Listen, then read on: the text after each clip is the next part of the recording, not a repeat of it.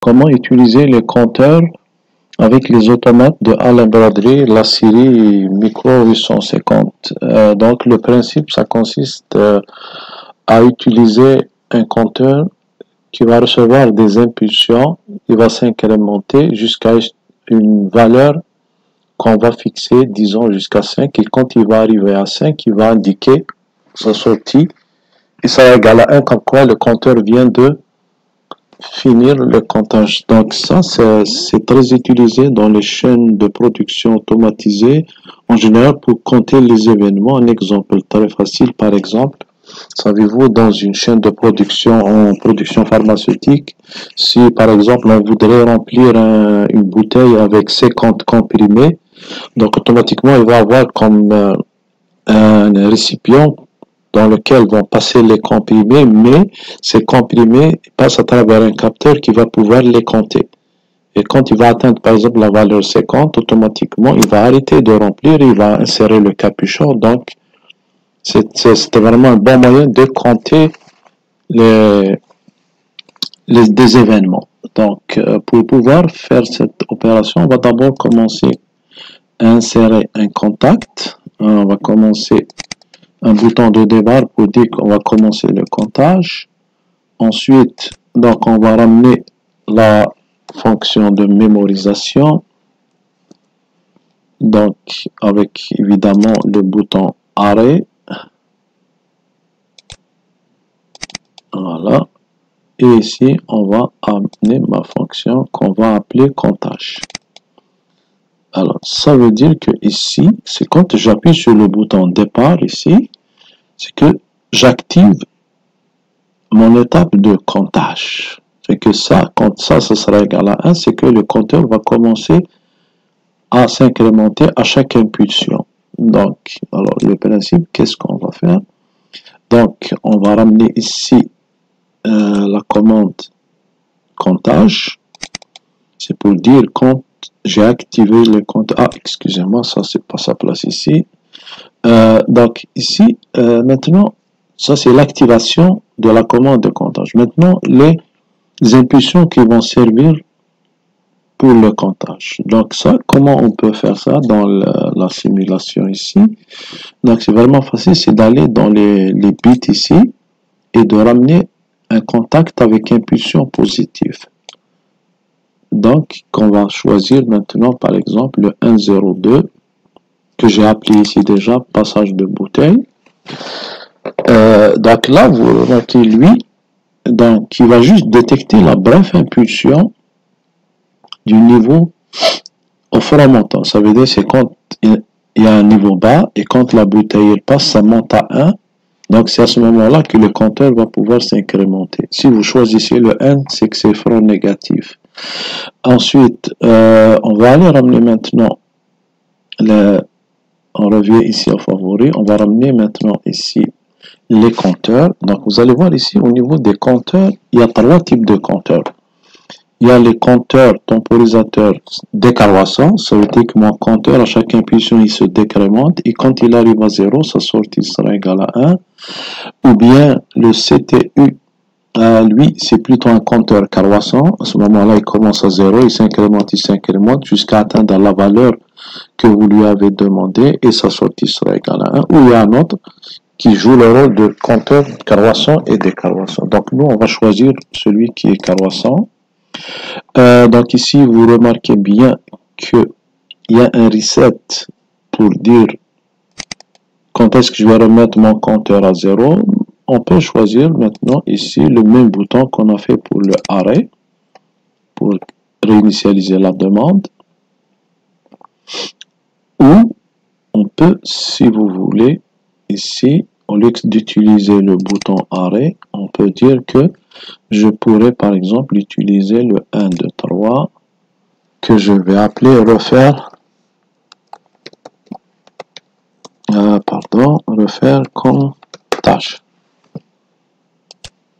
Ok, ça c'est refaire comptage, ça veut dire que je réinitialise. Maintenant, le PV, ici par contre, lui, ça va me dire jusqu'à quand le compteur va s'incrémenter. Donc ici, j'ai mis la valeur 5. Ça veut dire quand il va atteindre la valeur 5, la sortie sera égale à 1. Donc ici, on va récupérer l'état du compteur que j'ai appelé limite.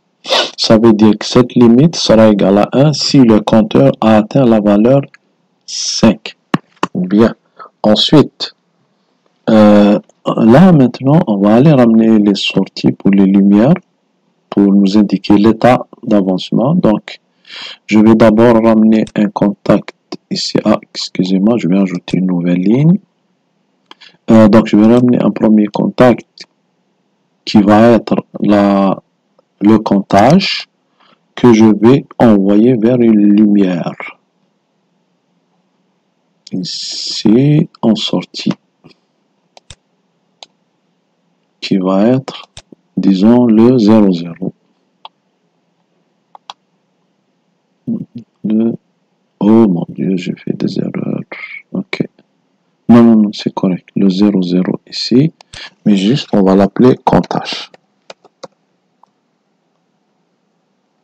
Lumière. Comptage. Ok. Lumière de comptage. Aussi, on va ramener aussi l'autre.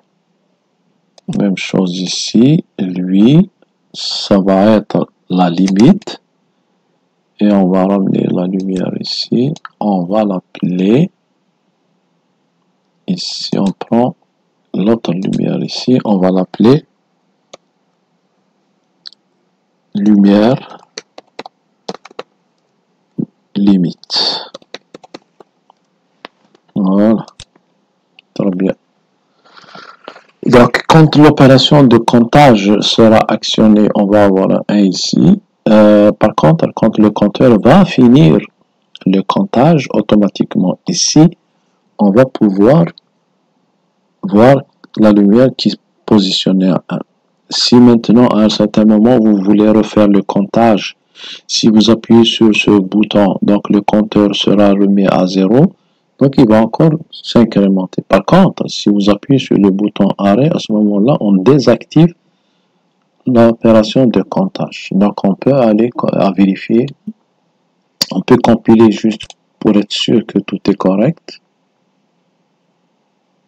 Ok, super. Donc prochaine étape, on va appeler le simulateur.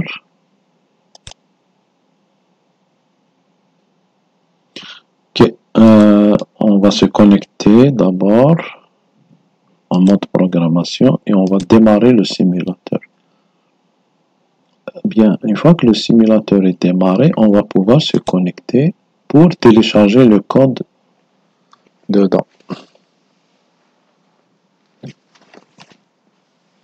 Super, donc là, on va charger le programme.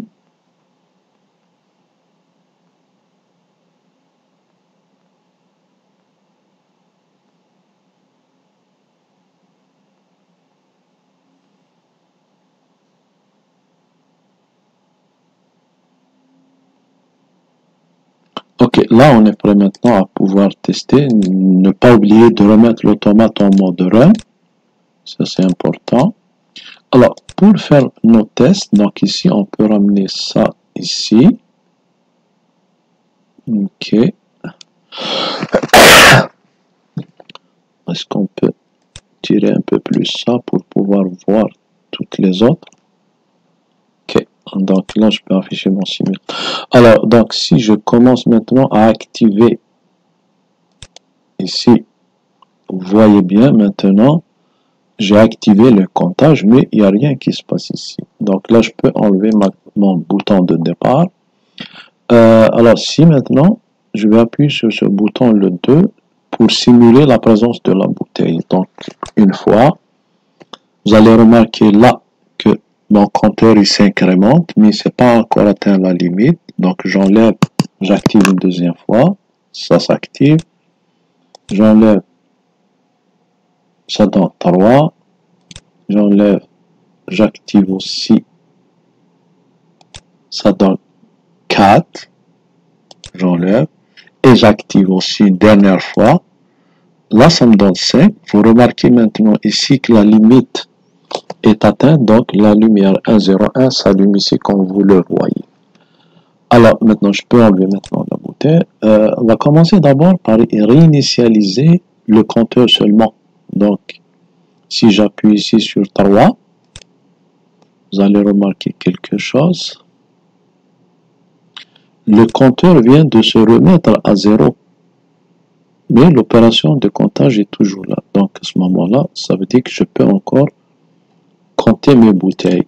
Donc, 1, 2, 3, 4 et 5. Là, vous voyez, là, ça s'allume les deux pour dire que la limite est atteinte.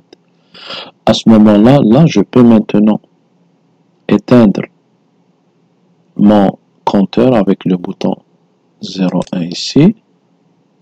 Hop, vous voyez maintenant que le compteur est éteint. Alors, si maintenant, par exemple, que je remets à 0 mon compteur, vous voyez, donc le compteur est remis à 0. Mais maintenant, le comptage ne marchera pas. Parce que vous remarquez ici que le comptage est désactivé. Donc, si j'essaie d'envoyer des impulsions sur la bouteille 2, vous voyez ici, il n'y a pas d'incrémentation parce que la commande n'est pas activée.